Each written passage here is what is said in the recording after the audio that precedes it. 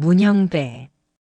생년월일 1965년 2월 2일. 출생지 경상남도 하동군. 학력 서울대학교 법학과 학사. 사법연수원 제18기 수료. 주문. 피청구인 대통령 윤석열을 파면한다. 2025년 4월 4일 오전 11시 22분 2024 헌나 8사건 선고. 대한민국의 법조인 작가. 헌법재판소 재판관을 역임했으며 재임 시기에 윤석열 대통령 탄핵 심판에서 헌법재판소장 권한 대행으로서 선고 요지를 낭독한 인물이다. 경상남도 하동군 북천면에서 아버지 문재열과 어머니 정선 전씨 전말순 사이에서 삼남 일녀 중 장남으로 태어났다. 진주시 대하고등학교와 서울대학교 법과대학 사법학과 83학번을 졸업했다. 유년 시절에는 교복 살 돈이 없어 다른 사람의 이름이 적힌 교복을 입은 모습이 중학교 졸업사진에 찍혀 있고, 독지가 김장하 선생의 도움을 받아 학업을 계속할 수 있었을 만큼 가정 형편이 좋지 않았다고 한다. 서울법대 4학년에 재학 중이던 1986년 제28회 사법시험에 합격하고 1989년에 사법연수원을 제18기로 수료했다. 1989년 5월 27일 육군 정훈장교로 임관하여 1992년 2월 29일 중위로 전역하였다. 27년 법관 재임 동안 부산, 경남 지역에서 재판 업무만을 담당한 향판이다.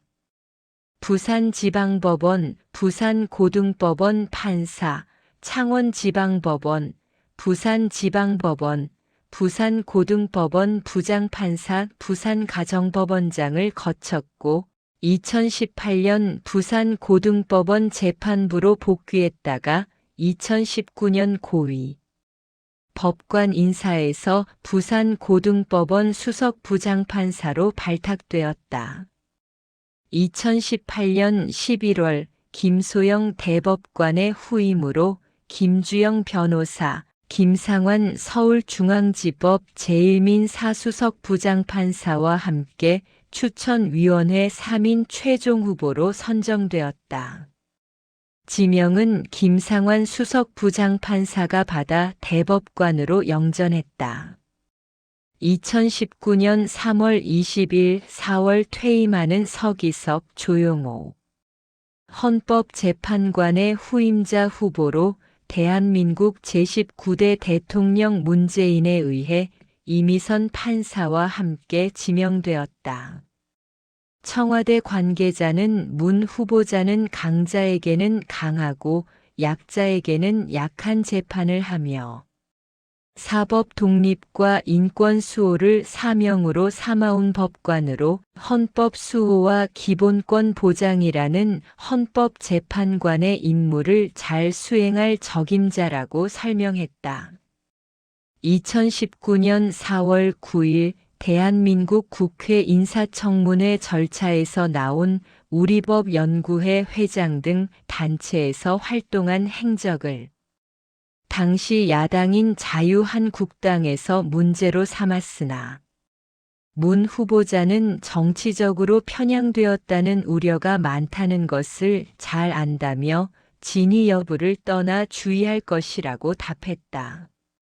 본인의 지방에서 법관 생활을 한 경험으로 현재 대한민국에서 지역 불균형 해소는 시급하고도 중대한 문제라는 의견을 질의에 응답했다. 또한 이날 27년 동안의 법관 생활에도 재산이 6억에 불과한 데에 특별한 이유라도 있냐는 백혜련 의원의 질의에서 결혼할 때 평균인의 삶에서 벗어나지 않아야 되겠다고 다짐했기 때문이라고 밝혔다. 2019년 4월 19일 문재인 대통령이 우즈베키스탄 국빈 수행 중 문영배, 이미선 후보자에 대해 헌법재판관 임명안을 전자결재로 제가했고, 공식적인 재판관 임기가 시작되어 오후 취임식을 가졌다. 이후 4월 25일 순방을 마치고 돌아온 문재인 대통령에게 헌법재판소 재판관 임명장을 수여받았다. 헌법재판소장 권한대행 2024년 10월 18일 이종석 전 헌법재판소장의 퇴임으로 최선임 재판관으로서 공석인 헌법재판소장의 권한대행을 맡게 되었다. 2024년 12월 14일 비상계엄 사태로 인해 국회에서 탄핵소추안이 가결되면서 헌정사상 역대 세 번째로 대통령 탄핵심판의 재판장을 맡게 되었다. 당해 10월 퇴임한 이종석, 이영진, 김기영 전 재판관의 후임자 선정도 정치권에 의해 선출이 상당 기간 지연되다가 해를 넘긴 2025년 1월이 되어서야 주한창 정계선 재판관이 최상목 대한민국 대통령 권한대행의 임명으로 재판부에 합류했다. 윤석열 전 대통령의 비상계엄 사건으로부터 시작된 헌법재판관 지명 및 임명 문제가 탄핵 심판에 이은 조기 대선 국면이 마무리되기 전에 해결되는 것은 사실상 불가능하기 때문이다. 또한 헌법재판소장은 대통령이 지명해야 하는데 문영배 헌법재판소장, 권한대행과 이미선 헌법재판관이 퇴임하는 4월 18일 이전에 한덕수 대통령 권한대행이 헌법재판소장 후보자를 지명할 확률은 낮았다. 애초에 박근혜 탄핵 당시 심리 도중 박한철 헌법재판소장이 퇴임하자 대통령 지명 목 시기에 후임을 권한대행이 임명할 경우 엄청난 정치적 논란이 우려된다는 이유와 이후에 최선임자인 이정미 권한대행 역시 임기가 얼마 남지 않았다는 이유가 겹쳐 8인 체제로 파면 선고를 내렸던 것이었다. 하지만 4월 8일 한덕수 대통령 권한대행이 마흔혁 헌법재판관 후보자를 임명함과 동시에 이완규 법제처장 외 1인을 후임자로 내정하면서 권한대행의 직권남용이라며 비판받았다. 윤석열 전 대통령 탄핵 선고 다음 날인 2025년 4월 5일 공보관실 공지를 통해 탄핵 심판이 무리 없이 끝난 데에는 헌신적인 헌법연구관들과 열정적인 사무처 직원들의 기여가 있었다고 감사 인사를 전했다. 또한 탄핵 심판 절차가 원만하게 진행되도록 충실한 보도를 해준 언론인과 안전을 보장해준 경찰에 감사드린다고도 밝혔다. 퇴임 하루 전인 2025년 4월 17일 인하대학교 정석학술정보관 6층 국제회의장에서 인하로 법률가의 길 혼창 통일한 주제로 법학전문대학원 특강 무대에 올랐다. 왜 나는 법률가가 되려 했나를 끊임없이 생각하는 것을 독창적이고 적절한 것을 창 막힌 것을 뚫고 물 같은 것을 흐르게 하는 것을 통이라고 정의했다. 2025년 4월 18일 6년간의 헌법재판관 임기를 마치고 무사히 퇴임했다. 함께 퇴임하는 이미선 재판관과 함께 이날 퇴임식을 진행했으며 퇴임에 따라 헌법재판소장에게 주어지는 전담 경호도 해제되었다. 헌법재판소 재판관 퇴임 후 서울시립대학교 법학전문대학원 교수 임용 공모가 있다는 안내를 받아 절차에 응할지 고민 중이라고 밝혔다. 허나 8월 27일 인터뷰에서는 비수도권 대학에 가는 것을 목표로 알아보고 있다며 사실상 철회 의사를 밝혔다. 5월 28일에 대구대학교 경산 캠퍼스에서 헌법과 민주주의 특강이라는 주제로 연단에 올랐다. 5월 30일 강원대학교에서 법률가의 길이라는 주제로 특별 강연을 진행하였다. 해당 자리에서 문영배는 차기 정부의 가장 큰 과제는 분열된 사회 통합이라고 언급하였으며 모두의 대통령이 되기 위해서는 남에게 적용하는 원칙을 자신에게도 적용할 수 있어야 한다고 발언하였다. 퇴임 후 강연 이외의 공개 활동을 자제하고 있지만 아직 은퇴하기에는 이른 60대 초반 나이인데다가 도덕성과 청렴도에서 극찬을 받는 만큼 2027년 6월에 퇴임하는 조희대 대법원장의 후임으로 지명될 가능성이 있다. 퇴임 이후 인터뷰를 가끔씩 가지고 있는데 한 인터뷰에서 윤석열 대통령 탄핵 심판의 결정문이 왜 그렇게 쓰여졌는지를 상세히 설명하기도 했다.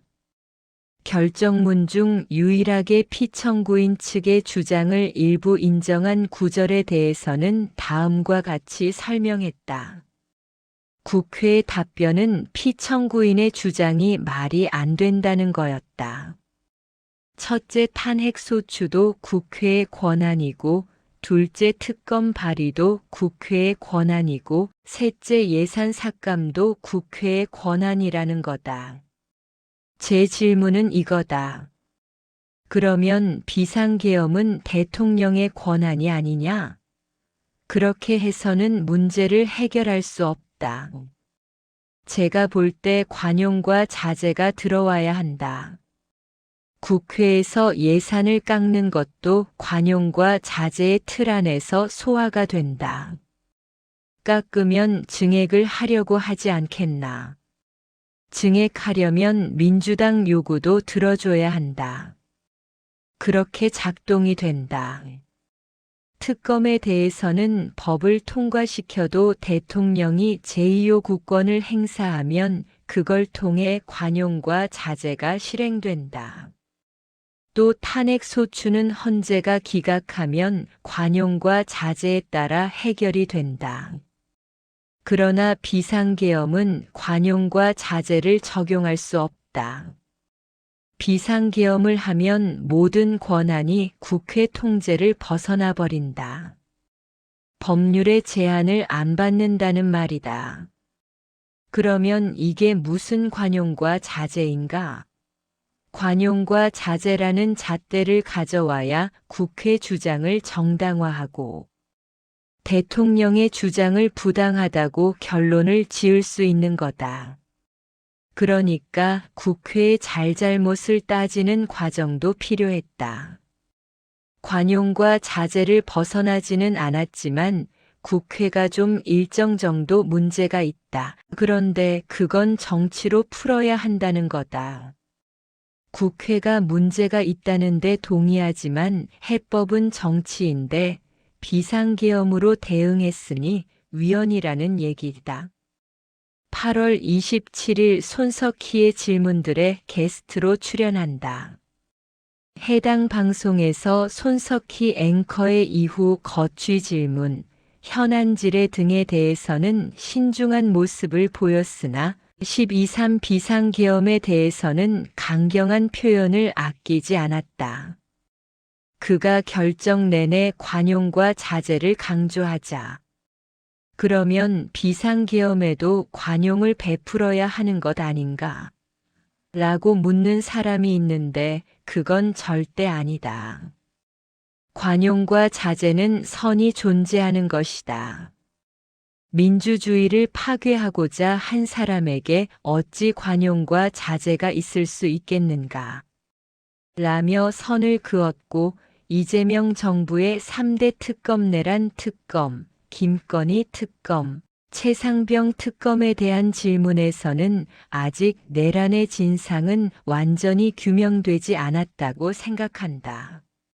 라며 동의 의사를 밝혔다. 탄핵 심판 중 가장 인상 깊은 증인을 묻는 질문에 대해서는 곽종근 특전사령관이었다고 밝혔다. 10월 23일 윤석열 전 대통령 탄핵 심판 당시 국무회의 CCTV 영상을 열람하지 않았다고 밝혔다.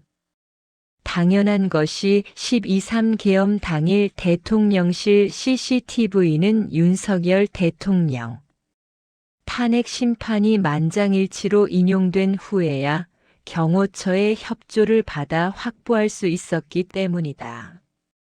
탄핵 이전 경호처는 계속해서 수사기관의 압수수색을 거부했다. 문형배 재판관은 제출되지 않아서 보지 못했다며 CCTV를 봤다면 한덕수 국무총리 탄핵 심판에서 탄핵 인용 의견을 냈을지도 모르겠다고 말했다. 여담 우리법연구회 회장을 지냈다. 서울가정법원을 제외한 가정법원은 개원한 역사가 짧고 규모도 지방법원에 비해 크지 않아서 개원 초기에는 해당 지역 지방법원장이 겸임하거나 정착 이후엔 지방법원 부장판사 중에서 임명됐지만 이례적으로 부산가정법원장 임명 당시 부산고등법원 부장판사였다. 동성 결혼까지는 아직 모르겠으나 생활동 반자법까지는 입법에 찬성한다고 한다. 본인이 굳이 분류하자면 우리법연구회 내부에서 본인이 가장 왼쪽에 자리 잡고 있다고 하며 그런데 친구들과 이야기해보면 본인이 참 보수적이라고 한다. 문제는 좌, 우를 나누는 잣대조차 불분명하다고 한다. 부산지법 부장판사 재직 당시 낙동강 4대강 사업 취소 소송에서 사업이 적법하다고 판결하기도 했다. 판결에 대해 당시 야당과 민주사회를 위한 변호사 모임 등의 반발이 있었고 이에 문형배 판사가 직접 반박글을 올린 것이 화제가 되었다. 판사는 기본적으로 우파지 좌파가 될 수 없는 것 또한 2009년에는 월간 조선의 인터뷰에서 우리법연구회 판사들의 성향이 진보적이라는 것에 동의하느냐고 묻자 좌파와 진보의 혼동을 우려하며 우리법연구회의 성향은 다양하고 자기가 회장인데도 한나라당 후보에게 투표한 경험이 있다고 말했다. 인터뷰 내용 본인은 좌파라고 불리는 것이 달갑지 않은지 기준이 뭐냐며 법치주의를 중요시 여기는 점에 대해서는 우파가 아니냐고 되물었다. 차라리 상식파라고 불러줬으면 한다고 답했다. 기본적으로 법치주의는 보수의 핵심 가치라고 하며 그러니까 저는 보수입니다. 근데 보수라는 게 따뜻해야만 이 사회가 지탱이 됩니다. 따뜻한 건 결국 사회의 가장 힘없는 사람에게 희망이 될 수 있어야 되지 않겠습니까? 그게 뭐 진보라면 진보인 거죠. 저는 그렇게 이해했습니다. 라는 말을 했다. 2025년 8월 말부터 호의에 대하여를 출판하게 되면서 출판사와의 계약 때문에 최근 인터뷰를 많이 가지고 있다. 독서광으로 유명하며 개인 블로그를 통하여 독서 일기를 남기고 있다.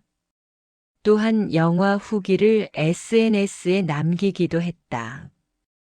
피고인에게 책을 종종 선물하는 것으로도 잘 알려져 있는데 2007년 2월 7일 창원지법에서 열린 재판에서 자살하기 위해 여관방에 불을 질렀다가 붙잡혀 법정에 서게 된 피고인에게 자살을 10번만 연이어 붙여서 외쳐보라는 이색적인 권고를 했다. 법정에 있던 피고인과 방청객들 모두 뜬금없는 말에 의아스러워했고 영문도 모른 피고인이 자살 하며 10번을 외치자 문형배 재판관은 그제서야 피고가 외친 자살이 우리에겐 살자로 들린다고 말했다. 이어 30대 초반의 젊은 나이에 죽으려고 하는 것은 옳지 않다고 엄하게 꾸짖으면서도 자살이 살자가 되는 것처럼 때로는 죽으려고 하는 이유가 살아가는 이유가 되기도 한다며 삶의 이유를 찾으라고 권했다. 이어 피고인에게 살아있는 동안 꼭 해야 할 49가지라는 제목의 책을 선물한 뒤 그 책을 읽어보고 난 뒤에나 죽든지 말든지 알아서 하라고 말했다. 공정하다는 착각 같은 사회과학서부터 너의 췌장을 먹고 싶어와 같은 일본 라이트 노벨까지 장르를 가리지 않는 듯하다. MBTI는 ESFJ인 것 같다고 한다. 관련 언급을 하면서 가족들에게는 T 타인에게는 F 같다는 소리를 듣는다고 밝혔다. 인생작을 묻는 질문에 하모니, 엑시트 시크릿 가든을 재미있게 봤고 다시 태어난다면 현빈으로 며칠 살아보고 싶다고 한다. 그리고 내 이름은 김삼순에 나온 김선아도 좋아한다고 밝혔다. 영화 기생충의 감상 트윗을 올렸다가 내용 누설 때문에 수정되었다. MBC 경남 다큐멘터리 어른 김장아에서 김장아의 지원으로 공부를 한 것에 대한 연설 장면이 나온다. 헌재 재산 공개 대상자여서 자신의 재산 액수를 공개했다. 문형배는 2025년 기준으로 15억 4,379만 원을 재산으로 신고했다. 본인과 배우자 명의의 부산 진구 및 동래구 아파트가 있고 부친의 경남 하동군 단독주택 등 건물 가액은 총 5억 4,630만 원이다. 또한 배우자 명의의 경남 김해시 토지와 부친 명의의 경남 하동군 토지 등 4억 4,496만 원 상당도 보유하고 있다고 한다. 김장아 선생 관련 인터뷰를 하다가 후원가들이 후원한 저소득층 아동들과 함께 사진을 찍는 행위에 비판적인 시선을 드러낸 적이 있다. 가난한 경우 옷차림 등이 엉망일 수밖에 없는데 후원한 것을 드러내기 위해 사진을 찍으면 아동들이 수치심을 느끼는 게 당연하지 않냐는 논지다. 가난했던 유년 시절 경험에서 나온 비판으로 보인다. 구술을 해서 사법시험을 통과한 윤석열 전 대통령보다 나이가 5살이나 더 어리지만 윤석열보다 5년 먼저 사법시험에 합격했다. 사법시험에 합격한 나이가 21세다. 경남도민일보 법원 출입기자였던 김원주 전 기자와 취재원과 기자 사이로 만나서 친구가 되었다. 퇴임사에서도 김원주를 언급했다. 김원주는 탄핵정국에서 문형배와 김장아에 관한 글을 썼다. 퇴임사에서 헌법재판소 결정에 대한 학술적 비판은 허용돼야 하지만 대인론증 같은 비난은 지양돼야 한다. 고하여 탄핵 심판 중 불거진 자신에 대한 논란에 관한 불편한 심기를 숨기지 않았다. 이후 진행된 5월 28일 대구대학교 강연에서 자신을 향한 전화 및 문자 협박, 자택 앞 시위는 두렵지 않았지만 유엔군 모독 논란에 대해서만큼은 원문을 읽어보라고 방어했다고 수뢰하였다. 이후 카이스트 강연에서 재판 내내 이러한 인신공격을 받았다는 소회를 밝히며 이게 풀 뜯어먹는 소리라며 강하게 유감을 표했다. 처음 비상계엄이란 자막을 TV에서 봤을 때 해외 토픽이라 생각했다고 밝혔다. 카이스트에서 법률가의 길에서 과학자의 길을 만나다라는 강연을 하며 나온 말이다. 윤석열 계엄에서 위헌성을 일반 국민이 어떻게 판단하냐는 질문을 받자 헌법은 상식이라고 답변했다. 윤석열이 계엄 사유로 민주당의 탄핵, 예산 삭감, 어쩌고 저쩌고를 주장했는데 나머지는 기억 안 난다며 그래서 계엄은 군대를 동원하는 것인데 그 문제가 군대로 해결이 되는 문제인지 상식선에서 판단할 수 있을 것이라 말했다. 인터뷰에서 윤석열 대통령 탄핵 심판이 절대 늦은 것이 아니라며 어떻게 심리가 이루어지는지에 대해 비교적 상세하게 설명했다. 10가지가 넘는 세부 쟁점에 대한 논거를 재판관들의 의견과 관련 없이 인용론과 기각론 관점에서 각각 작성하고 이를 취합한 후 마지막에 의결했다고 한다. 처음부터 개인적으로 생각한 데드라인은 자신의 퇴임일을 고려한 4월 4일이었고 박근혜 대통령 탄핵 심판이 비교적 빨리 끝난 것도 이정미 재판관의 퇴임 때문에 당일 새벽에야 겨우 판결문이 완성되는 등 다급하게 처리했기 때문이라고 말했다. 또한 어떤 단어와 문장을 쓰는 게 맞는지도 계속해서 의논했다고 한다. 적어도 문장이나 논리에 대한 시비를 차단하고 싶었다고 한다. 그리고 헌법재판소에서 재판관들끼리 고성이 들릴 정도로 싸웠다는 일부 정치인 패널의 주장과 언론 보도에 대해서는 전혀 고성을 들은 적이 없다고 한다.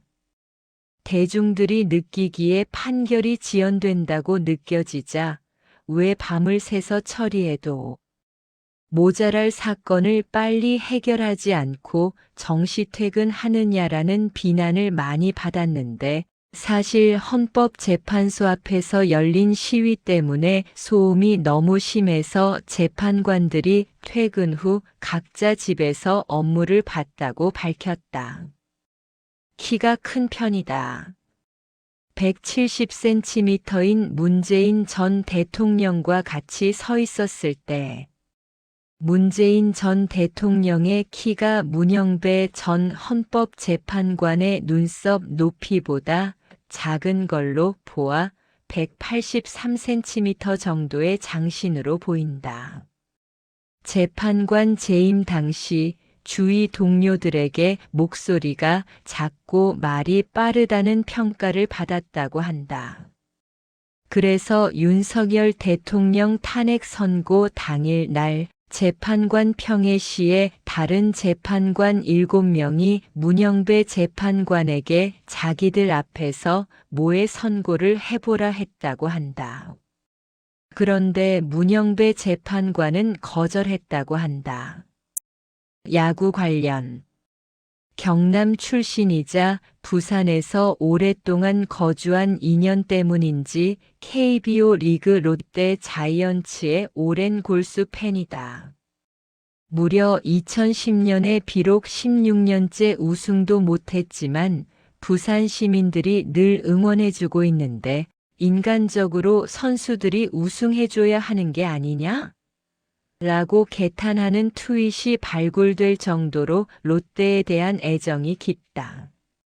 오죽하면 탄핵 심판 내내 윤석열 변호인단의 궤변에 눈 하나 깜짝하지 않은 것을 두고 역시 롯데 팬이라 강철 멘탈이구나 라는 네티즌의 평가가 많을 정도.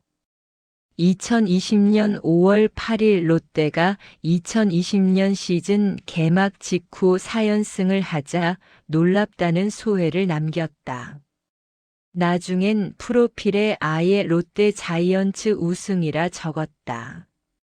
2021년 5월 8일 삼성 라이온즈와의 경기에서 포수 엔트리를 다 쓴 롯데가 이대호를 포수로 출전시킨 끝에 승리한 경기에 대해 극적인 경기였으나 다시 보고 싶지는 않다는 야구 팬다운 평을 남겼다.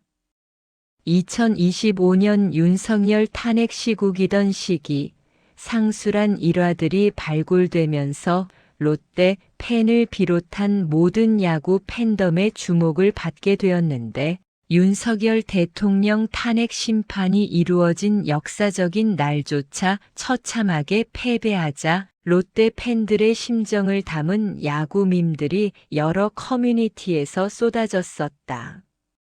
참고로 진주에서 문영배의 학창시절 후원자 역할을 했던 김장하 선생도 과거에는 롯데 팬이었으나 NC 다이노스가 창단된 이후 NC로 응원팀을 바꿨다고 한다. 문영배 재판관이 퇴임 이후 김장하 선생과 한 대담에서 저는 야구팀을 바꾸진 않습니다 라고 농담을 하자 김장하 선생은 자꾸 저봐. 그런 생각이 생기지라고 짧고 굵직하게 받아쳤다. 퇴임식이었던 4월 18일은 롯데가 716일 만에 단독 2위로 올라서며 선전하고 있었다. 이 때문에 사직 야구장에서 문영배를 볼 수도 있을 것 같다는 기사가 쓰여지기도 했다. 2025년 6월 23일 MBC 라디오 김종배의 시선집중에 출연하여 올해 한국 시리즈의 롯데와 한화 중 누가 갈 것 같냐는 질문에 한화와 롯데가 붙어서 롯데가 이길 것이라고 답했다. 그 이유는 본인 생각에 한화가 투수는 강하지만 롯데가 가진 폭발력이 없어서라고 한다. 또한 한국 야구가 발전하지 않아는 이유를 롯데 자이언츠가 우승하지 못하기 때문이라고 주장하며 이 발언이 논란이 되어도 상관없다고 말했다. 참고로 인터뷰를 진행한 김종배는 한화 팬이다. 야구 커뮤니티들이 골대 팬의 성향에 익숙해져서 그런지 실제로 논란이 되진 않았다. 창원대학교 특강에서 트위터 프로필 기재를 통해 좋아하는 것으로 알려진 유퀴즈 온 더 블럭 출연과 롯데 자이언츠 우승 중 어느 것을 택하겠느냐라는 질문에 두 사안이 비교가 되냐는 반응을 보였다. 롯데 자이언츠가 우승할 수 있다면 볼보이도 할 생각이라고 말했다. 2025년 8월 19일 경향신문 인터뷰에서 현재 롯데 선수들 중 가장 좋아하는 선수는 전민재라고 밝혔다. 다만 최근에는 잘 못해서 김원중으로 바꿀까 생각 중이라고 한다. 2025년 8월 29일 본인의 첫 저서인 호의에 대하여가 발간되고 처음으로 출연한 방송인 한국일보 이슈전파사에서 본인의 책이 베스트셀러가 되는 것이 좋으냐? 아니면 롯데 자이언츠가 우승하는 것이 좋으냐라는 질문에 당연히 후자를 선택한다고 말을 했다. 롯데가 우승하면 부산의 부부싸움이 사라져서 부산이 평안해진다고 한다. 야구 시즌 부산의 부부싸움의 시작은 당신 때문에 우승 못한다 라는 말로 시작한다고 주장했다. 야구 외에는 테니스를 즐겨하는 것으로 보인다.